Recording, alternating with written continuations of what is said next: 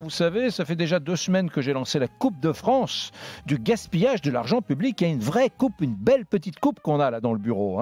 Et c'est maintenant à vous, mes petits amis, d'élire le gaspillage qui mérite pour vous en France de remporter cette coupe. Alors, il y a 5 finalistes. Tous les jours, je vous en présente un. Lundi, c'était le CHU de Nantes. Mardi, c'était des aides européennes, des centaines de millions d'euros qui vont nous être retirés parce qu'on a oublié de les dépenser. Non mais le truc est barjot. Aujourd'hui, nous allons parler, mon Rémi, de la gare déserte de Montpellier. Elle a même un surnom, la gare fantôme de Montpellier. Une gare fantôme à 135 millions d'euros. Eux, ils ne sont pas fantômes. Oui, c'est 135 millions d'euros. Ne sois pas mesquin. Nous vous en parlions en août dernier. Il y a 9 mois, une deuxième gare a vu le jour, donc à 8 km de Montpellier. Elle s'appelle la gare Sud de France, destinée à désengorger la gare Saint-Roch, qui, elle, est située dans le centre-ville de Montpellier. Son coût, donc, 135 millions d'euros. Et aujourd'hui, le bilan est désastreux. C'est un no man's land. Eric, écoute, seulement 10 trains passent chaque jour dans cette immense gare à destination en provenance de Bordeaux, Marseille, Paris, Tourcoing et Lille. C'est tout. Pas de trains régionaux.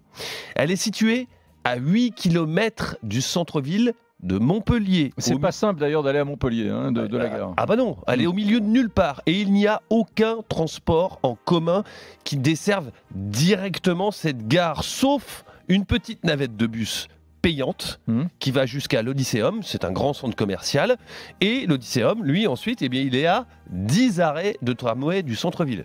T'imagines, t'arrives, tu prends un train Paris-Montpellier, t'arrives, là tu prends une petite navette qui t'emmène à un centre commercial, presque et après tu fais 10 arrêts. Bah écoute, tu sais combien il te faut?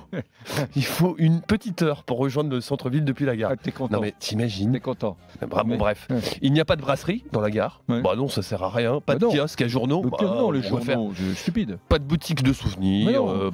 Ça sert à rien pour le peu de... C'est-à-dire que t'as pas spécialement envie d'emporter un souvenir de la gare. Puis de toute façon, pour le peu de voyageurs qui attendent, ça serait pas du tout rentable pour les commerces.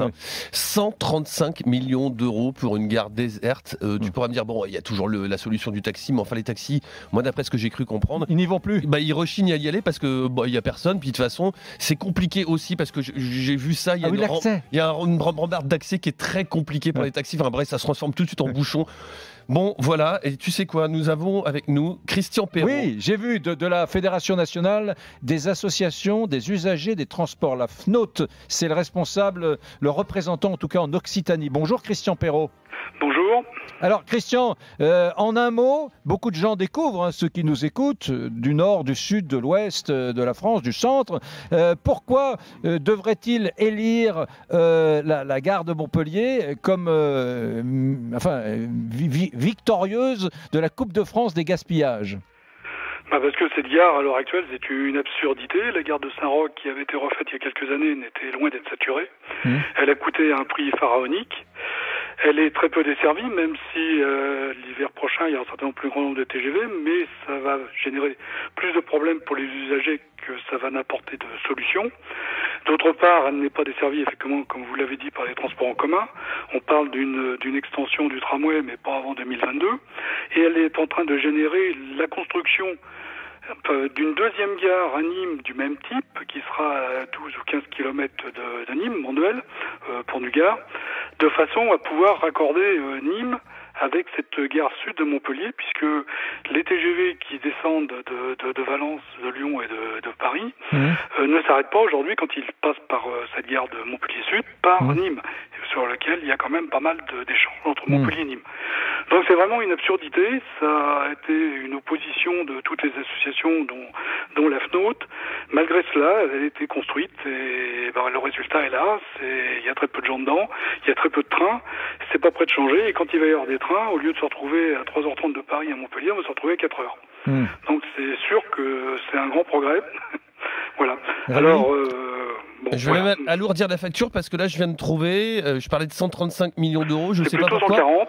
Ah ouais, bon voilà, ça continue à augmenter. 140 millions, ouais. Et qui peut changer les choses là? C'est fini, elle est construite, quoi. On voit pas. Là, effectivement, la présidente de région s'était opposée, mais comme elle a été construite très rapidement et elle a été mise en service, Qui peut s'y opposer? Je dirais les collectivités ou l'État, mais dans l'état actuel des choses, on va pas dans ce sens, malheureusement. Et en plus, elle a un coût d'exploitation qui va coûter très cher. Parce que pour qu'elle s'équilibre au niveau budget, il faudrait qu'il y ait plus de 40 trains par jour. Aujourd'hui, il y en a 8, voire 10. On est loin du compte. Et la facture va continuer à augmenter. Bien. Et tant que la ligne Montpellier-Perpignan, qui pourrait éventuellement amener un petit peu d'air plus tard, ne sera pas construite, il n'y a pas de solution. Merci Christian Perrault de la FNOT, Fédération Nationale des Associations des Usagers des Transports. Et pour voter, pour choisir le finaliste que vous préférez, vous allez sur rmc.fr, c'est très simple, vous verrez, il y a une page dédiée à cette Coupe de France du gaspillage de l'argent public, ou alors vous allez sur l'appli RMC. Merci Rémi.